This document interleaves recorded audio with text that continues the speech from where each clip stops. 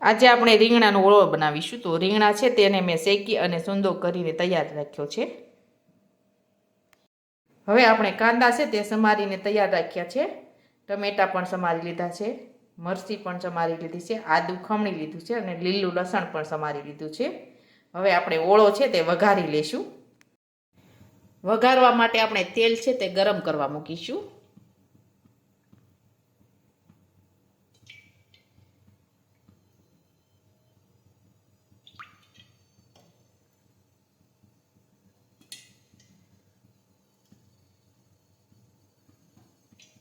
હવે આપણે તેલ છે તે ગરમ થવા દઈશું. હવે આપણું તેલ છે તે ગરમ થઈ ગયું છે. હવે આપણે તેમાં સૂકલ લસણ નાખીશું, ફોલેલું, રાઈ અને જીરું નાખીશું, સમારેલી મરચી નાખીશું, સમારેલા કાંદા નાખીશું,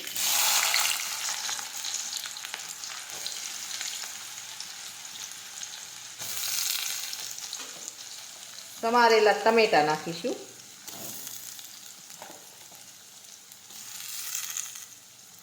ખમણેલું આદુ નાખીશું, લીલું સમારેલું લસણ નાખીશું. હવે સાતળી લઈશું.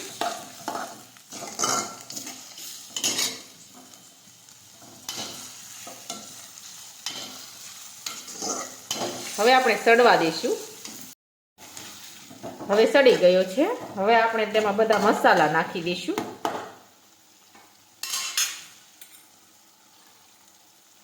જીરું નાખીશું, હળદર નાખીશું,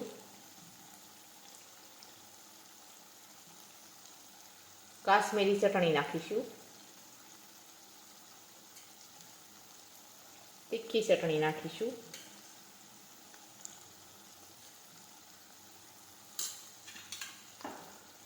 હવે બધા મસાલા છે તે મિક્સ કરી દઈશું.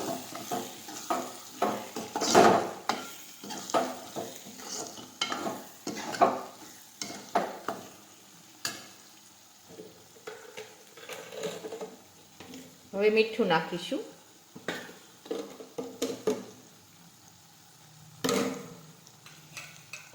લીંબુનો રસ નાખીશું,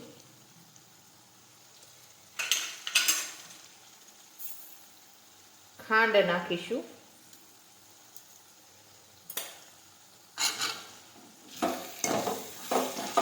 ફરી આપણે સાતળી દઈશું થોડી વાર.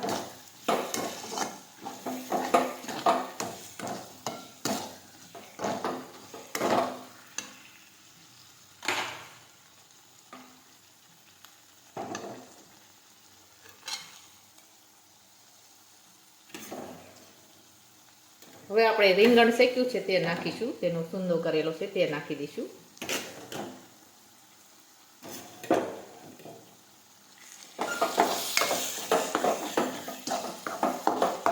ફરી આ રીતે આપણે સાતળી દઈશું. હવે આપણો ઓળો છે તે એકદમ સરસ બનીને તૈયાર થઈ ગયો છે. હવે આપણે ગેસ છે તે બંધ કરી દઈશું. હવે આપણે ધાણા નાખી દઈશું.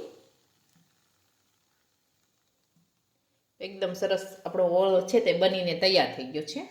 હવે આપણો રીંગણાનો ઓળો છે તે એકદમ સરસ બનીને તૈયાર થઈ ગયો છે.